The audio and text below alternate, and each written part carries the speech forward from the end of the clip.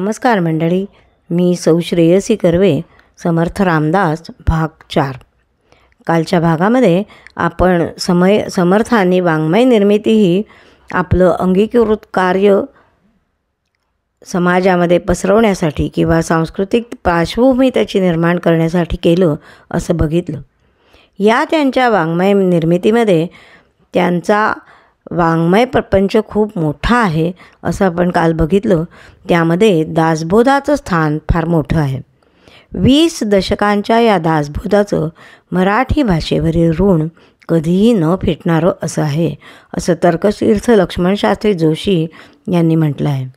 दासबोधाच्या खालोखाल महत्त्वाचे आहेत ते समर्थांचे मनाचे श्लोक. या मनोबोधामध्ये भक्ती महात्म्य समर्थांनी समजून सांगितलं आहे. मनास जना भक्तिपंथेची जावे, तरी श्रीहरी पाविजेतो स्वभावे, असं समर्थ साधकाला यामध्ये सांगतात. हे माणसाच्या मनाला केलेलं मार्गदर्शन म्हणजे एक प्रकारचं वरदानच आहे. समर्थ म्हणतात की भौतिक सुखसाधनांची उपलब्धता, उपभोगांची विपुलता हा प्रगतीचा मापदंड मानण्यामध्ये माणसाचं खरं कल्याण नाही आहे. तर जीवन संपूर्णपणे ईश्वराभिमुख होण्यासाठी मनासज्जना भक्तिपंथेची जावे हा वाटचालीचा प्रारंभ आहे. ही वाटचाल समाजाच्या कोणत्याही थरातील कोणाही व्यक्तीला आणि केव्हाही सुरू करता येते. सर्वांना सुलभ असं हे साधन आहे. समर्थांनी रामायणही लिहिलं. त्याची सुंदर आणि युद्ध अशी 2 कांड आहेत. इतर रामायणांपेक्षा त्यांचं हे रामायण वेगळं आहे. 100 ओव्यांची एक अशी 12 ओवी शतकं समर्थांनी लिहिली. असं एक प्रकरण समर्थांचं आहे.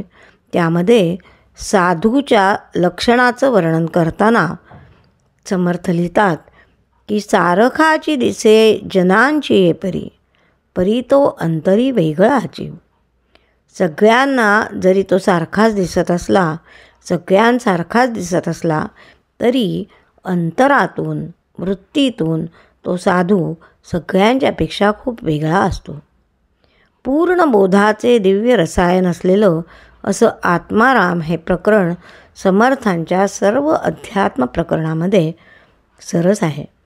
त्यामध्ये परमात्म्याचे वर्णन करताना समर्थ म्हणतात, ऐसा सर्वात्मा श्रीराम, सगुण निर्गुण पूर्ण काम, उपमाची नाही निरूपम, रूप जयाचे. पुढे देवाच्या भेटीची अत्यंत भूक लागली आहे, परंतु देवाचं दर्शन तर होत नाही. म्हणून तळमळणाऱ्या जीवाची कासाविशी त्यांच्या करुणाष्टकामध्ये व्यक्त झालेली आपल्याला दिसते. समर्थ रामरायाला म्हणतात, अनुदिनी अनुतापे तापलो रामराया, परम दीनदयाळा नीरसी मोहमाया. समर्थांच्या वाङ्मयातील वर्णनपर भाग जर आपण बघितला की त्यांच्या सौंदर्यदृष्टीची साक्ष पटते. त्यांना कलेची आवड होती. धन्य ते गायनी कळा हे त्यांचं स्फुट प्रकरण प्रसिद्धच आहे. कलेचा विनियोग हा तात्कालिक करमणुकीसाठी करू नका, तर परमात्म्याच्या सेवेसाठी करा, असा त्यांचा आग्रह होता. संगीत कलेवरही समर्थांचं प्रभुत्व होतं. आपली पदे त्यांनी निरनिराळ्या रागांमध्ये रचलेली दिसतात.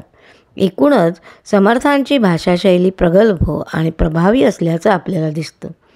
त्यांचं शब्दभांडारही समृद्ध आहे, पण लेखनात कुठेही भोजडपणा किंवा क्लिष्टता दिसत नाही. अतिशय सहज सोपी, सर्वांना समजेल अशीच त्यांची भाषा सगळ्या वाङ्मयामध्ये दिसते.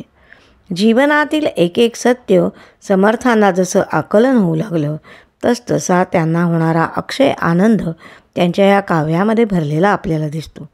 नवीन शब्द काव्यात चपकलपणे आलेले दिसतात. धबाबा तोय आदळे किंवा रसाळ वृत्ती डोलती, अनेक जीव बोलती, असे समृद्ध शब्दभांडार यामध्ये आलेला आहे. या सगळ्यातून असं लक्षात येतं की अध्यात्म हाच समर्थांच्या विचारसरणीचा केंद्रबिंदू आहे. या जगात ब्रह्म हेच काय ते सत्य शाश्वत आहे. ते एकच एक आहे, त्रिकालाबाधित अंतिम सत्य आहे. या व्यतिरिक्त कशालाच खरोखरं अस्तित्व नाही. जे डोळ्यांना दिसतं, मनाला भासतं, तो निव्वळ भ्रम आहे. अशा आशयाचं प्रतिपादन त्यांच्या ग्रंथामधून वारंवार दृष्टीस पडतं. महाराष्ट्र धर्माचे म्हणजेच महान अशा राष्ट्रधर्माचं प्रतिपादन समर्थांनी केले. आपल्या वेगवेगळ्या थरामध्ये विभागलेल्या समाजामध्ये अगदी तळागाळापर्यंत जागृती घडवण्याचं काम समर्थांनी केलं आहे. पराक्रमाचा जयजयकार असलेली अशी समर्थांची मनोधारणा होती. अशा जबरदस्त प्रेरणेमधून रामदास स्वामींचं पाठबळ शिवाजी महाराजांना मिळालं. त्यांनी ते उचलून धरलं.